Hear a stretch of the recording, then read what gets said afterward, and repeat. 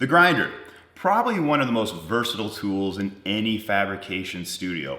It not only grinds, but it cuts, sands, and polishes depending on what disc you put into it.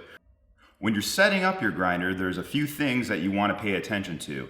The grinder size, one, but the speed is very important, especially when you are choosing a disc to use. You never want to use a disc that has less of an RPM value than the grinder that you're using. Now, you can see the grinder value has a sticker right in the bottom of it, usually located underneath on the belly of the device, that will tell you the RPMs that is used. This one in particular is 11,000 RPMs.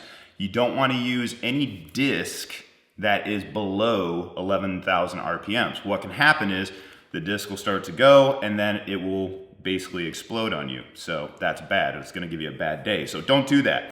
Next is your base flange. Now your flange is going to match your arbor. You can see that it has two flat spots here that is going to match the arbor flange on the inside. So this is your arbor here. That's the screw in the middle of the device. And you want to match that to it. Lock that into place. Have the round flange facing up. Next, your disc, the inner diameter of the disc goes onto the outer diameter of the flange, and then of course you have your flange nut here that also has a flange coming out of it. For thicker stone grinders like this, you want that flange pointing down. For thinner things like a cutting disc, you want the flat part going down onto the disc. So we're going to flip this over, screw this into place.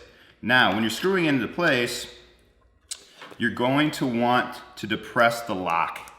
The lock will stop the blade from movement. It'll stop the arbor from moving around on you so you can secure it into place. After you secure it into place, grab your wrench and just make sure it's secured into place. Now it's all set.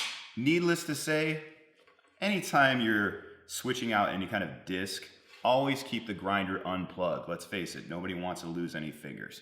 And that's how you set up your grinder.